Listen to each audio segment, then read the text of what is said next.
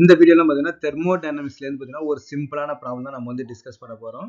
So இந்த ப்ராப்ளத்தை என்ன கொடுத்துருக்காங்கன்னு பார்த்தீங்கன்னா in a process 701 joule of heat is absorbed by the system and வந்து பார்த்தீங்கன்னா 394 joule of work is done by the system. What is the changes in internal energy for the ப்ராசஸ்ன்னு கேட்டுக்கிறாங்க இல்லையா. அப்போ இன்டர்னல் எனர்ஜி சேஞ்சஸ் வந்து கேட்டுக்கிறாங்க. அப்போ internal எனர்ஜினா நமக்கு என்ன தெரியுதுன்னா delta you. Internal energy change வந்து டெல்டா யூ. அப்போ டெல்டா யூன்னு பார்த்தீங்கன்னா எல்லாத்துக்குமே பார்த்தீங்கன்னா சம் எனர்ஜி வந்து நமக்கு வந்து இருக்கும். ஓகேவா. அந்த எனர்ஜியில் வந்து பார்த்தீங்கன்னா நமக்கு வந்து இன்க்ரீஸ் ஆகிறதோ டிக்ரீஸ் ஆகிறதோ டிபெண்ட்ஸ் ஆன் வந்து பார்த்தீங்கன்னா ஒர்க் நம்ம என்ன ஒர்க் பண்ணியிருக்கோன்றதை பொறுத்து நமக்கு வந்து சேஞ்ச் ஆகும். இப்போ நம்ம ஏதாவது ஒரு ஒர்க் பண்ணுறோம்னா அதோட எனர்ஜி நமக்கு வந்து லாஸ் ஆகும். அப்போ நம்மகிட்ட இருக்க எனர்ஜி இன்டர்னல் எனர்ஜி வந்து நமக்கு வந்து லாஸ் ஆயிருக்கும். அப்புறம் ப்ளஸ் வந்து பார்த்தீங்கன்னா கியூ. சப்போஸ் வந்து பார்த்தீங்கன்னா நமக்கு வந்து ஹீட் ஜென்ரலாக வந்து பார்த்தீங்கன்னா ஒரு மாலிகுல்ஸ்லாம் எப்படி எனர்ஜி கிடைக்கும்னு பார்த்தீங்கன்னா த்ரூ ஹீட்டுடைய தான் நமக்கு வந்து கிடைக்கும். அப்போ ஹீட் அப்சர்வ் பண்ணிச்சுன்னா அதோட எனர்ஜி நமக்கு வந்து அதிகமாக இருக்கும். இல்லை ஹீட் வந்து நமக்கு லூஸ் பண்ணியிருந்துச்சுன்னா எனர்ஜி வந்து நமக்கு வந்து குறைஞ்சிருக்கும்.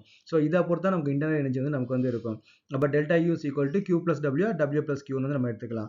ஓகே, நெக்ஸ்ட் இங்கே என்ன கொடுத்துருக்காங்கன்னா டெல்டா யூ தான் உங்களுக்கு வந்து கேட்டுக்கிறாங்க. நெக்ஸ்ட் என்ன கொடுத்தாங்கன்னா heat is absorbed by the system. அப்போ சிஸ்டத்துக்கு வந்து ஹீட் வந்து நமக்கு வந்து கிடைச்சிருக்குது. அப்போ ஹீட் வந்து நமக்கு என்ன பாசிட்டிவ் தான். 701 ஜூல் வந்து நமக்கு வந்து பாசிட்டிவ் வந்து இருக்குது.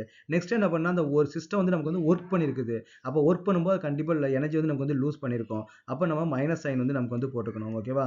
அப்போ ஒர்க்கு அண்டு எனர்ஜி ரெண்டையும் டிபெண்ட் பண்ணி தான் இருக்குது. தெர்மோடைனமிக்ஸை பொறுத்த வரைக்கும் பார்த்தீங்கன்னா எங்கே மைனஸ் வரும் எங்கே ப்ளஸ் வரும்னு சொல்லிட்டு நம்ம தான் டிசைட் பண்ணணும். அப்போ ஒரு சிஸ்டம் வந்து ஒர்க் பண்ணியிருக்குன்னா அந்த சிஸ்டத்தோட எனர்ஜி நமக்கு வந்து லூஸ் ஆயிருக்கும். அப்போ வந்து மைனஸ் பண்ணணும். இப்போ யாராவது சிஸ்டம் மேலே ஒர்க் பண்ணியிருந்தாங்க அப்படின்னா அதுக்கு வந்து எனர்ஜி வந்து கிடைச்சிருக்கும். அப்போ நம்ம வந்து பாசிட்டிவ் வந்து நம்ம போடணும். அதே மாதிரி நமக்கு வந்து ஹீட் வந்து கொடுத்துருக்கும். அப்போ அந்த மாலிகுலுக்கு எனர்ஜி வந்து கிடைச்சிருக்குது. அப்போ நமக்கு என்ன ப்ளஸ்ஸாக வந்து இருக்கும். இல்லை சிஸ்டம் வந்து வேற யாருக்காவது எனர்ஜியை கொடுத்துருந்துச்சு அப்படின்னு பார்த்தீங்கன்னா மைனஸாக வந்து வரும். அப்போ இந்த ப்ளஸ் மைனஸ் வந்து பார்த்தீங்கன்னா பேஸ்ட் ஆன் த கண்டிஷன் நம்ம தான் வந்து டிசைட் பண்ணணும்.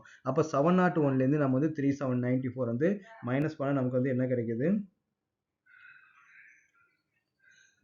701 மைனஸ் 394 போட்டிங்கன்னா நமக்கு என்ன 307 ஜூல் வந்து வருது. ஓகேவா. 307 ஜூல் வந்து வருது. தெர்மோடைனமிக்ஸ் எல்லாமே நமக்கு வந்து ரொம்ப ரொம்ப ஈஸி தான். ஆனால் வந்து பார்த்தீங்கன்னா இங்கே எங்கே ப்ளஸ் வரும் எங்கே மைனஸ் வரும் அது கிராமுக்கு கொடுத்துருக்காங்களா மோல் கொடுத்துருக்காங்களா ஜூலா கிலோ ஜூலா அதை மட்டும் நீங்கள் கேர்ஃபுல்லாக பார்த்துட்டீங்கன்னா தெர்மோடைனமிக்ஸ் வந்து ரொம்ப ரொம்ப ஈஸியான சாப்டர் தான்.